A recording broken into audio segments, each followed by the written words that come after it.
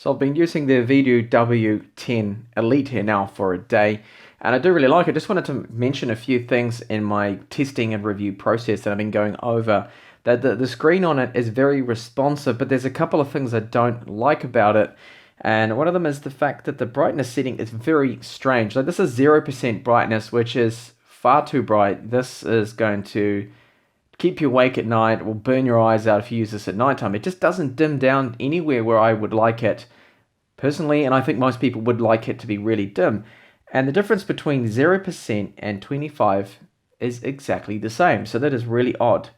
50% it increases marginally, and then 75 and 100% is where we see it gain the maximum brightness there, which isn't bad. But most of the time I've been leaving it actually just on 100%. Sorry, 0% I find is bright enough.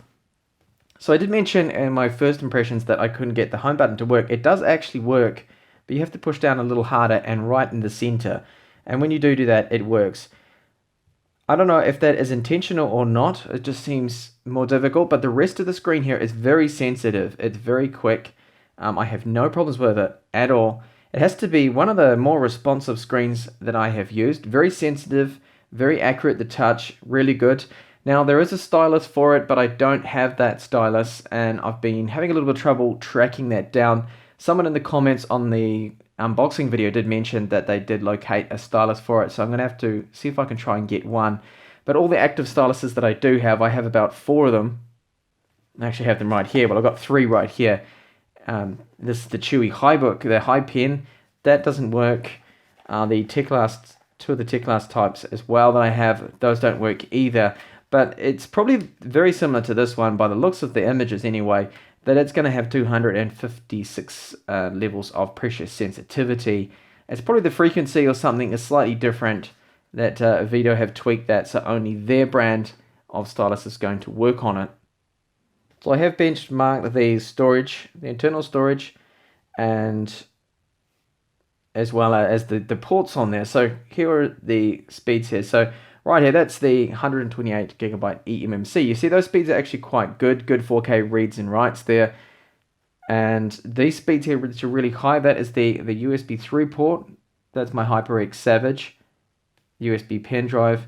And running from the USB Type-C port, it gets the same speeds. And micro SD card speeds as well are full speeds there for my 128 gigabyte Samsung Pro Plus card that I'm using in it at the moment, which is up here on the top. If you see the unboxing, it works like a SIM tray or micro SD card tray that you see on mobile phones, which I'm not particularly fond of because you can't get quick and easy access to it.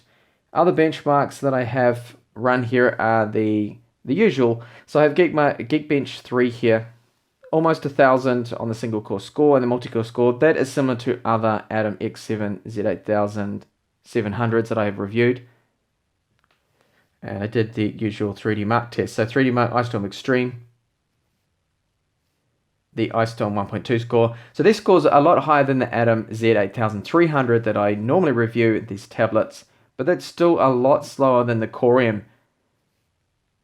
And here's the CloudGuide score, getting all close to about 2,000 there.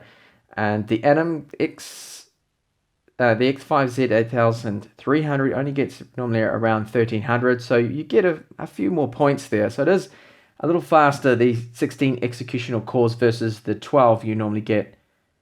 And the wireless speeds, now wireless speeds and range I have found to be really good.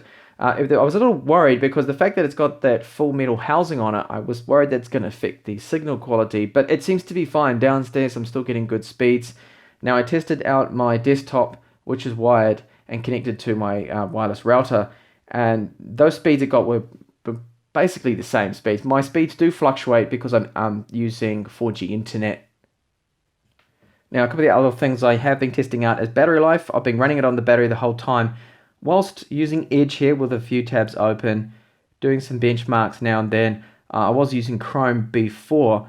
So in terms of battery life, we're looking at close to around 6 hours. So I think anywhere from about 5.5 to 6 hours. At the moment, it's reporting my full run time is going to be that's just under 7 hours. But I don't think it's going to be that good.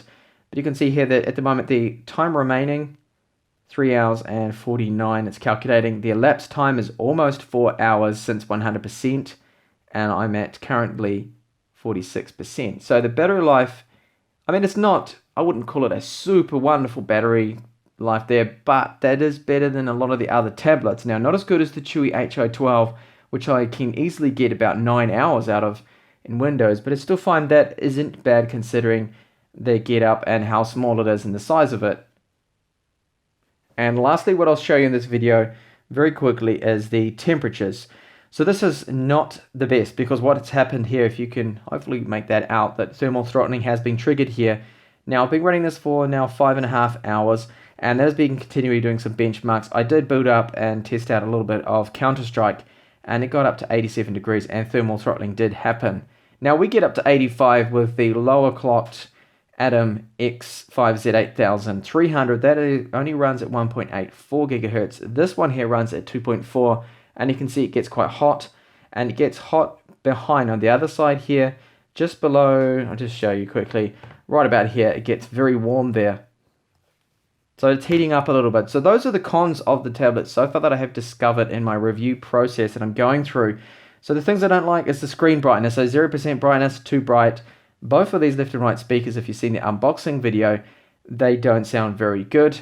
And it's thermal throttling. So those are the bad sides. Otherwise, I mean, the screen's really responsive. A fully laminated screen's very nice to look at. And the build quality of it is exceptional. It is literally almost the same kind of quality on the Microsoft Surface 3, the build of it. The housing, everything like that seems good. Cameras seem good. The microphone also, did a quick test of that. That seems good. And the 3.5mm headphone jack does support microphones, and that also outputs reasonably good quality.